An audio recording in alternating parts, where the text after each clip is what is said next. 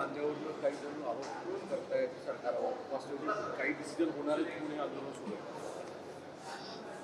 कांद्याच्या संदर्भात हे खरं आहे, कांद्याचे भाव कमी आहेत, शेतकरी अडचणीमध्ये आहे आणि त्या संदर्भामध्ये ठिकठिकाणी तर आंदोलन चालले आहेत, काही ठिकाणी राजकीय आंदोलनही चाललेले आहेत.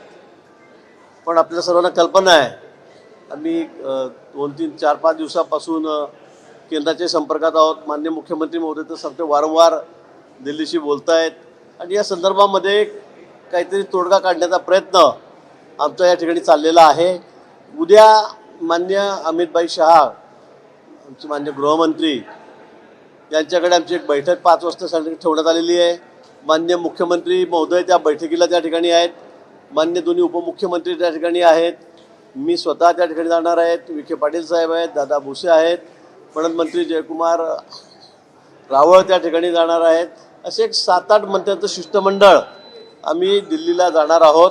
निश्चित या संदर्भामध्ये एक चांगला मार्ग, चांगला तोडगा या ठिकाणी निघेल आणि शेतकऱ्यांना चांगला भाव कांद्याचा या ठिकाणी मिळेल.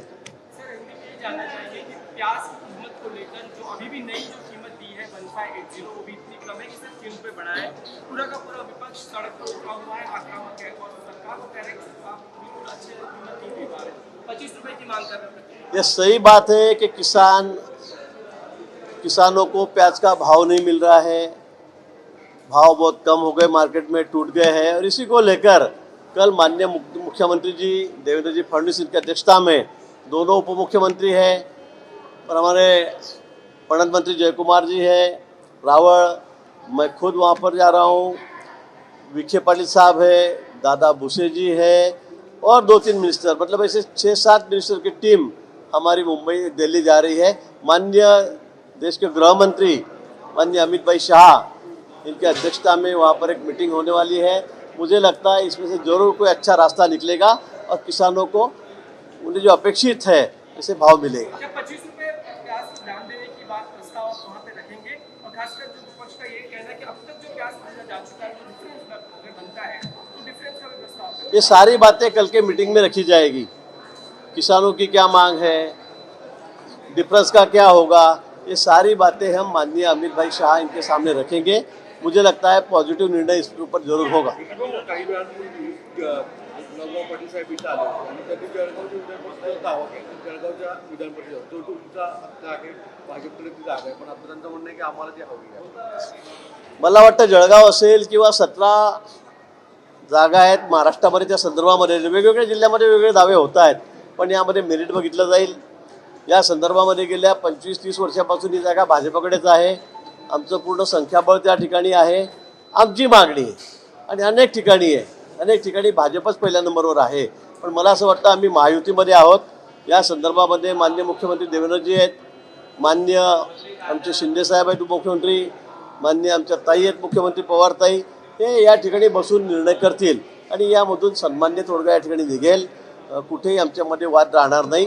आम्ही महाविकास आघाडी महायुती म्हणून आम्ही या ठिकाणी सगळे लढणार आहोत.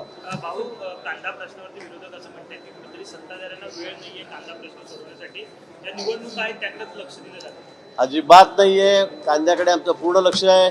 मला वाटतं कांद्या उत्पादक शेतकऱ्यांना ज्या वेळेला भाव तुटलेत, कमी झालेत, त्यावेळेला आम्ही जे मदत केलेली आहे, जे अनुदान दिलं असेल, कांद्याला भाव दिला असेल, तो आजपर्यंत तुमच्या सरकारच्या विरोधकांनी कधी सत्तेत असताना दिलेला नाही.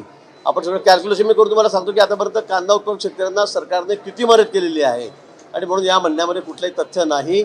उद्या पुन्हा आम्ही दिल्लीला जात आहोत. माननीय अमित शाह यांच्या अध्यक्षतेखाली बैठक आहे. निश्चित यामध्ये एक सन्मान्य तोडगा त्या ठिकाणी निघेल आणि शेतकऱ्यांना न्याय मिळेल. पालघरच्या पोटनिवडणूक एकेकाळी तुम्ही गाजवली होती. आता चर्चा अशी येते की एकनाथ शिंदे भाजपचे विरोधक असणाऱ्या हितेंद्र ठाकूर या कंपनींना स्वतःकडे घेऊन पाहत आहेत आणि नवीन राजकारण मांडू पाहत आहेत. याचा खरं कॅल्क्युलेशन काय होईल की मित्रपक्षच आपला तुमच्या भाजपच्या विरोधातल्या जवळ करू पाहतो. आपण बघताय अलीकडच्या काळामध्ये काही वर्षामध्ये अनेक लोक जे वारंवार विरोधामध्ये होते ते आता आमच्या पक्षामध्ये येत आहेत, महायुतीमध्ये येत आहेत, कधी शिंदे साहेबांकडे जात आहेत, कधी आमच्याकडे येत आहेत. हे चालणार आहे. तर काही कायमस्वरूपी आमचा विरोध असायला विषय नाही. पण आता शिंदे साहेब कुणाला घेत आहेत, कुणाला नाही, या बाबतीत मला कुठलीही कल्पना नाही. हा त्यांचा प्रश्न आहे, त्यांच्या पक्षाचा प्रश्न आहे. हुआ है अध्यक्ष को मुस्लिम परसनल उनका ये कहना है कि वंदे मातरम जो है जबरदस्ती एक तरह से थोपा जा रहा है पश्चिम बंगाल और जगहों पे, क्योंकि मुस्लिम जो है वंदे मातरम कहते हैं ये विश्व मातरम है, उसके लिए सड़क पर उतरना पड़ेगा, विरोध प्रदर्शन करना पड़ेगा, इसकी बात करते बिल्कुल वंदे मातरम सबको कहना ही पड़ेगा। इस देश में अगर रहना है तो वंदे मातरम कहना है, हमारी मांग तो यही है। क्या उसमें क्या बुरा है? हम भारत माता की वंदना कर रहे हैं, भारत माता के लिए कह रहे हैं, जनगण मन जैसे हो, वंदे मातरम हो, ये बोलना ही चाहिए। और ये हमारा राष्ट्रगान शुरू से है, ये कोई आज हमने लाया नहीं कि हमारी सरकार आके और हमने वंदे मातरम कहने के, ये शुरू से है। तो इसलिए मुझे ऐसे लगता है कोई कुछ भी लिखो, कोई भी सड़क पे उतरो, वंदे मातरम सभी को कहना ही होगा। एक दूसरा सवाल है सर, खासकर मीरा रोड और बाकी मीरा रोड में एक सोसाइटी में बकरी के सर में बकरे रखने को लेकर इस तरह से झगड़ा बढ़ा है कि हिंदू और मुस्लिम पक्ष में वहाँ पे खड़ा है और कई जगहों पे हमले भी हुए, इसलिए घटनाएं हुई। तो खासकर ऐसे घटनाओं के बारे में क्या कहना है आपका? नहीं, मुझे ऐसे लगता है कि कोई भी कॉलोनी में हो, सोसाइटी में हो, अपने फ्लैट में हो, बकरे मारने की इजाज़त नहीं है। हर साल इस पर झगड़े होते हैं, इसे कानून से कोई अलाउ ही नहीं है, तो ऐसा करना ही नहीं चाहिए। अगर कोई ऐसा कहता है, करता है, तो उस पर सख्त से सख्त कार्रवाई की जाएगी।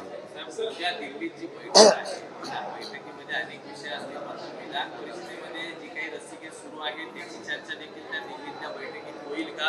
कारण अनेक जागांवर तिढा हा अद्याप कायम आहे। मला वाटतं की फार काही तिढा नाही आहे, तो लवकरच आजकालमध्ये सुटेल। आणि उद्याची जी बैठक आहे अमित भाई शहांकडे माननीय आमच्या नेत्यांकडे, ती फक्त कांदा विषयावर आहे।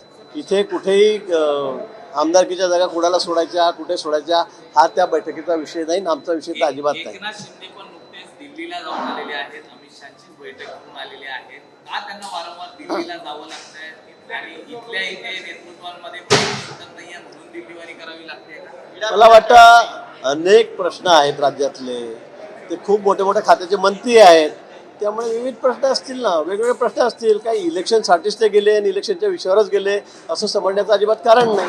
नाशिकमध्ये किंवा कांदा प्रश्न जो पेटलेला आहे त्यावर ज्या ठिकाणी विरोधक आंदोलन करतायत, विरोधकांमध्ये जे नेते आहेत त्यांना आता ताब्यात घेतलं जात आहे, नाराजी वाढलेली आहे आणि त्या विरोधात आणि मला असं वाटतं की विरोधकही बघा, म्हणजे विरोधकांना वाटतं की उद्या काहीतरी तोडगा या विषयावर निघणार आहे। सगळं शिष्टमंडळ माननीय मुख्यमंत्री उद्याच्या दिवशी दिल्लीला जाणार आहे आणि त्यामुळे त्यांना क्रेडिट घेण्याचा प्रयत्न करतायत, केविलवाडा प्रयत्न आहे त्यांचा। मी हेच विचारेल की तुमचं सरकार असताना तुम्ही कांदा उत्पादक शेतकऱ्यांना अडचणीत असताना किती मदत केली ती तुम्ही सांगावी। नाहीतर आम्ही सांगतो, देवेंद्रजी मागच्या काळामध्ये मुख्यमंत्री असताना आम्ही कांदा उत्पादक शेतकऱ्यांना किती मदत केली ही आकडेवारी मी आपल्यासमोर ठेवतो, त्यांनी उत्तर द्यावं त्या गोष्टीचं। परंतु आता उद्या शिष्टमंडळ दिल्लीला जाणार आहे, उद्या काही ना काही त्यातून तोडगा निघेल आणि फक्त एक क्रेडिट घेण्याचं काम की बघा आम्ही या ठिकाणी आंदोलन केलं म्हणून भाव वाढले, हे हा केविलवाणा प्रयत्न विरोधकांचा चाललेला आहे।